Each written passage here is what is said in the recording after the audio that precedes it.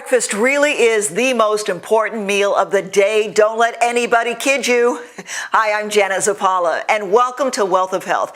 Breakfast really is so important because it gets you going first thing in the morning. You've been fasting for about 8 hours the night before, so your body needs nutrients to get you really feeling sharp and energized so you can do the things you want to do throughout the day. There are also studies that show kids who have a good breakfast do better in school. They study better, their attention span is longer, they're in a better mood, and this is really good for the rest of us, that you can control your weight better if you have breakfast because you're not so prone to grab really unhealthy snacks through the day to satisfy your hunger pangs because you didn't have a good breakfast.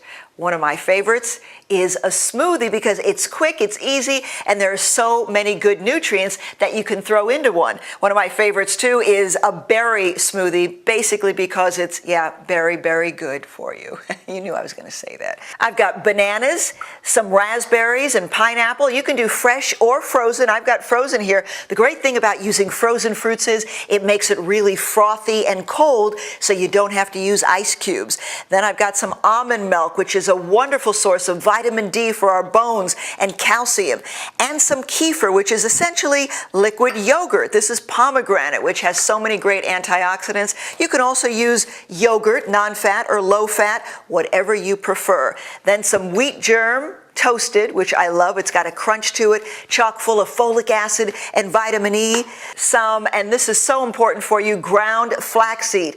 Really a wonderful source of dietary fiber and all-important omega-3 fatty acids. Finally, I'm using some whey protein. You can use soy or whey or whatever you like. Just get some protein in there. Whey protein I love because obviously it's a great source of protein. Soy protein is good too. I don't like to use soy all the time, but I like to mix it up. So once in a while soy, once in a while whey.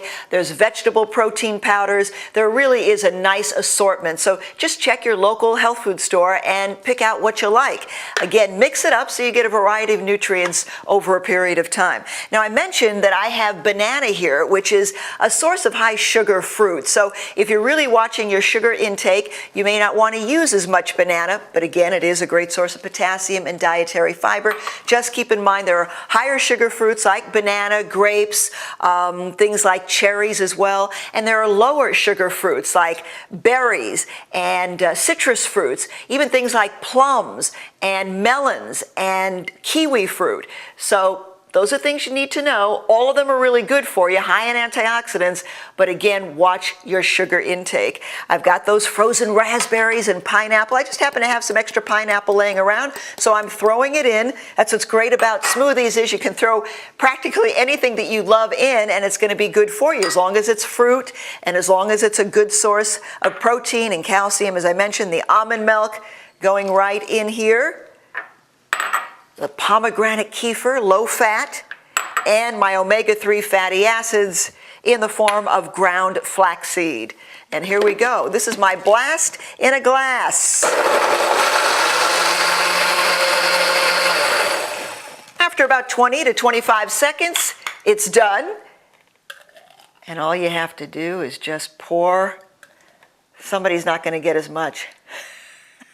And since I'm sharing this today with my cameraman, Perry, here you go, Perry. No, this is for you. Cheers.